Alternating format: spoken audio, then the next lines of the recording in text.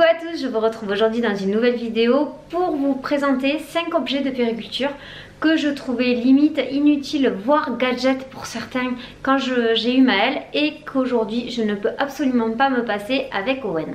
Voilà, donc c'est vrai que ça m'a fait réaliser que c'est rigolo comme d'un enfant à un autre. On va pas du tout penser la même chose des objets de puériculture. Du coup je voulais vous présenter ça dans cette vidéo pour vous dire ce que j'en pensais avant et ce que je pense maintenant de tous ces objets. C'est parti! Alors le premier objet dont je vais vous parler, c'est la nacelle qu'on vous vend dans le fameux trio poussette où c'est qu'il y a la nacelle, le hamac et le cosy. Alors pour Maëlle, c'est vrai qu'on l'a quasiment pas utilisé, voire pas du tout, puisqu'en fait on habitait dans un T3 et que la place était très limitée dans l'appartement. Donc en fait le fait de sortir la nacelle, de la rentrer, c'était tout un micmac à faire. Et du coup comme on l'avait pas sous le coude, ben, on s'en servait très peu. Donc du coup moi je pensais que la nacelle c'était un petit peu le truc arnaque pour faire monter le montant de la poussette, mais que c'était pas forcément utile avec un bébé. Et en fait pour Owen complètement différent, c'est à dire que Owen on habite maintenant dans une maison et en plus de ça on a l'école du grand qui est vraiment pas loin et on peut y aller à pied. Donc du coup je me suis énormément servi de la nacelle avec Owen pour le coup, puisque voilà Owen du coup quand on allait chercher son frère à l'école arrivait à s'endormir avec la nacelle et c'était quelque chose de beaucoup plus confortable pour lui. Voilà, donc il est recommandé en général de laisser les bébés dans le cosy en gros 1h30, mais de pas trop dépasser ce temps là puisque c'est pas très bon au niveau de leur dos. Donc du coup c'est vrai que quand vous êtes en longue balade ou que vous allez voilà, dans une galerie commerçante quoi, il est préférable de prendre la nacelle pour mettre le bébé dedans, puisqu'il est carrément mieux à plat que dans le cosy où il est un petit peu recroquevillé sur lui-même. Du coup j'ai complètement changé d'avis sur la nacelle, puisque pour Owen on l'a beaucoup plus utilisé et on trouvait ça très pratique. Voilà, il avait beaucoup plus de place, il était beaucoup mieux mis que dans le cosy. Et pareil quand on partait chez des gens, on a davantage utilisé la nacelle pour faire un lit d'appoint quand ils sont tout petits, puisque le lit parapluie c'est quand même quelque chose de grand. Donc du coup il était beaucoup plus rassuré quand il faisait ses siestes ou ses débuts de nuit dans la nacelle. Le deuxième objet que j'ai beaucoup utilisé avec Owen et que je n'avais pas pour Maëlle, c'est tout simplement une arche d'éveil, voilà, un portique d'éveil. Je m'étais dit tout simplement avec le tapis d'éveil ça suffit, il a déjà les arches, il a les jouets, tout ça.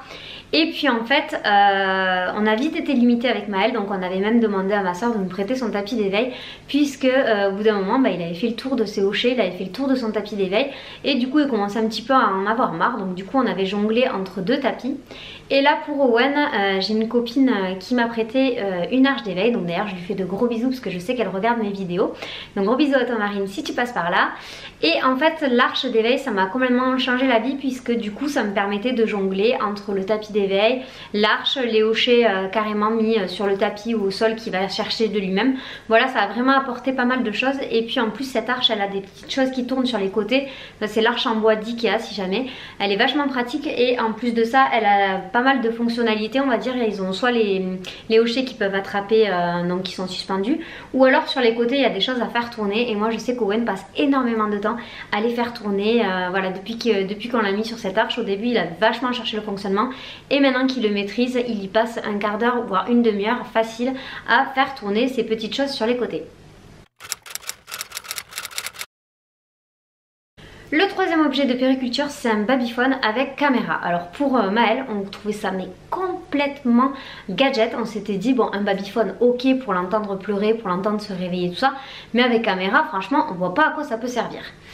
Et en fait on a eu un enfant qui dormait très peu et quand il a grandi en fait on savait plus trop s'il dormait ou pas dans son lit, puisqu'en fait c'était un enfant qui avait tendance à voilà, se lever, à s'enlever la turbulette, enfin voilà, à faire pas mal la fête dans son lit. Et du coup quand on le levait de sa sieste on le trouvait énormément fatigué et on se demandait justement s'il avait dormi. Donc du coup là pour Owen on s'est dit bon on va pas se laisser berner deux fois, on va prendre un babyphone avec caméra et on verra bien ce que ça nous apporte de plus ou pas. Et en fait on a trouvé le babyphone hyper pratique, puisque déjà bon ça nous permet de voir si il va bien, enfin voilà, ça nous permet d'avoir un visuel sur notre enfant avant de dormir.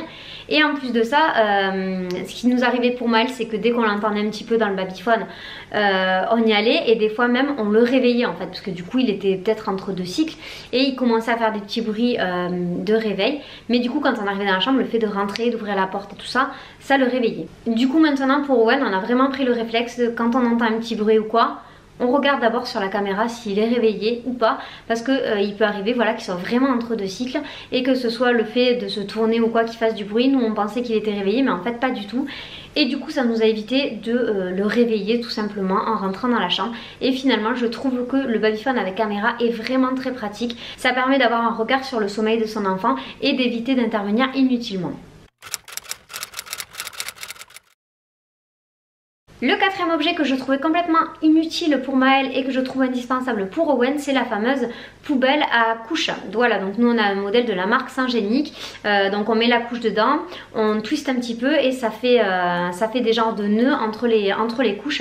Donc du coup ça permet d'avoir un côté un petit peu plus hygiénique puisque chaque couche est emprisonnée entre deux nœuds, donc du coup on n'a pas toutes les odeurs et on n'a pas voilà, toutes ces couches dans le même sac mais finalement ouvert à chaque fois qu'on ouvre la poubelle. Alors pour Maël du coup on s'était vraiment dit bon bah c'est gadget, ça va, la couche on la ferme, on la met dans la poubelle et puis voilà, il n'y a rien d'autre à faire. Et en fait on s'est vite retrouvé pour Maël à avoir des odeurs un petit peu de caca dans la maison, puisqu'à chaque fois soit on la mettait mais la poubelle n'était pas prête à vider, donc du coup on la mettait dans une autre poche qu'on mettait dans la poubelle en attendant, mais il y avait quand même des odeurs qui se promenaient, soit du coup on se retrouvait à vider finalement des sacs, enfin à mettre à la poubelle des sacs qui étaient à moitié pleins, et du coup niveau écologie c'était pas le top.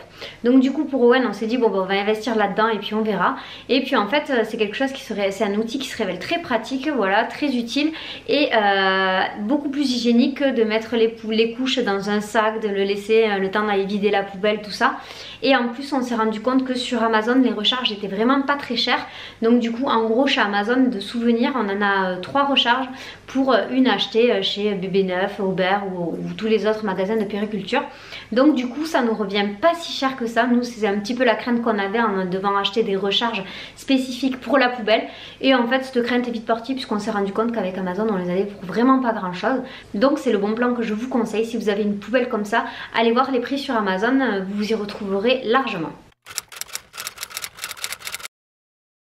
Et le cinquième et dernier objet de périculture qu'on trouvait un petit peu inutile et qu'on trouve indispensable pour Owen, c'est le porte-bébé. Alors c'est vrai que Maël on l'a énormément porté en écharpe puisqu'il avait besoin d'être beaucoup rassuré au niveau de la journée quand il était tout petit. Et en fait le porte-écharpe on a vite eu mal au dos puisque ça maintient quand même beaucoup moins bien qu'un porte-bébé. Donc on l'a porté en écharpe jusqu'à ses 3-4 mois à peu près. Et puis après c'est vrai que pour les balades on privilégiait carrément les poussettes puisqu'en écharpe j'avais très vite mal au dos et comme c'était une matière un petit peu élastane, mon mari transpirait énormément avec l'écharpe aussi. Donc c'est vrai qu'après on s'est vite accommodé de la poussette, on se disait si on peut aller dans un endroit avec la poussette, bon ben on y va, et si on peut pas forcément y aller, ben c'est pas grave, on le fait pas avec Maël, on le fera quand on sera plus tous les deux ou quoi, enfin voilà, on se limitait à ça finalement. Et en fait pour Owen, on a déjà un grand qu'il faut pas mal occuper.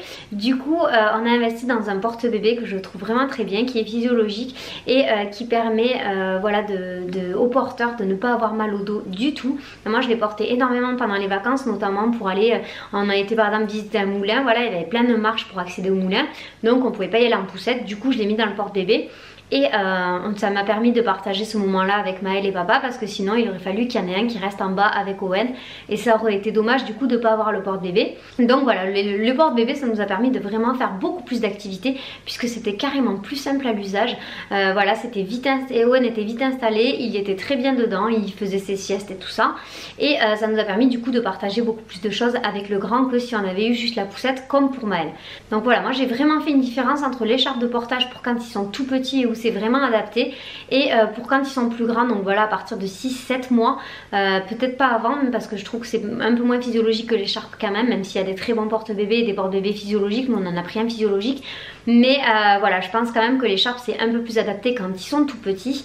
Voilà, ça a vraiment permis de continuer à porter bébé et de pouvoir partager plus de choses que des simples petites balades, de le porter sur la durée, et ça m'a permis de ne pas avoir mal au dos et ni son papa. Donc voilà, c'est vraiment quelque chose qui m'a fait changer d'avis sur le porte-bébé. C'est vrai que je me posais la question si c'était utile ou pas. Enfin voilà, pour Maël on n'en avait pas eu, et en fait pour Owen je referais vraiment pas ça parce que ça nous a vraiment bien aidé. Et voilà, cette vidéo est maintenant terminée, donc vous pouvez voir qu'en fonction des enfants qu'on a et des situations que l'on rencontre, la vie peut évoluer, donc voilà, faut pas rester campé sur ses positions. Si un objet qui vous a pas trop plu ou quoi, peut-être réessayez-le un petit peu plus tard, ça vous permettra de découvrir d'autres fonctionnalités de cet objet.